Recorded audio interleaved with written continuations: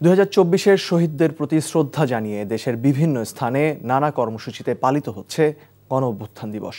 সকালে রংপুর নগরীতে নবনির্মিত জুলাই স্মৃতিস্তম্ভে পুষ্পমাল্য অর্পণের মাধ্যমে দিনটির সূচনা করা হয়।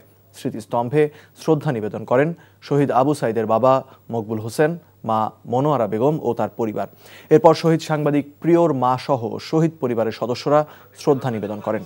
খুলনায় জুলাই শহীদ স্মৃতিস্তম্ভে পুষ্পস্তবক অর্পণ করে ঢাকায় শহীদ হওয়া খুলনার 5 শহীদ পরিবারের সদস্যরা।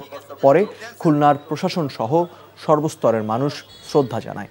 ময়মনসিংহ শহরের দিঘার কান্দা মোড়ে জুলাই শহীদ স্মৃতিস্তম্ভে শ্রদ্ধা জানান বিভাগীয় কমিশনার সহ বিভিন্ন শ্রেণীর মানুষ।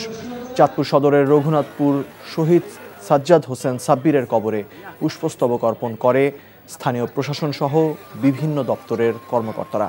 হবিগঞ্জের 4টি উপজেলায় অবস্থিত শহীদদের কবরস্থানে ফুলেল শ্রদ্ধা ও দোয়া মোনাজাতের মাধ্যমে কর্মসূচির সূচনা হয়। ঠাকুরগাঁওয়ে জেলা প্রশাসনের উদ্যোগে জুলাই শহীদ স্মৃতিস্তম্ভের জন্য নির্ধারিত স্থানে পুষ্পস্তবক অর্পণ করা হয়েছে। নানা কর্মসূচির মধ্য দিয়ে যশোরে গণ-অভ্যুত্থান দিবস পালিত হচ্ছে। এছাড়া মেহেরপুর, চুয়াডাঙ্গা, ফেনী, মোংলা সহ দেশের নানা প্রান্তে পালিত হচ্ছে গণ-অভ্যুত্থান দিবস।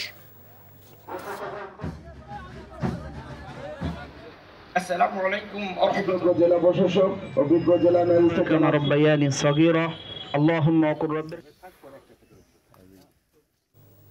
বান্ডেল থাকলে প্রতি সেনমানিতে টাকা বাঁচবে। বিকাশ সেনমানি বান্ডেল কিনে জিতুন প্রতি লেনদেনে।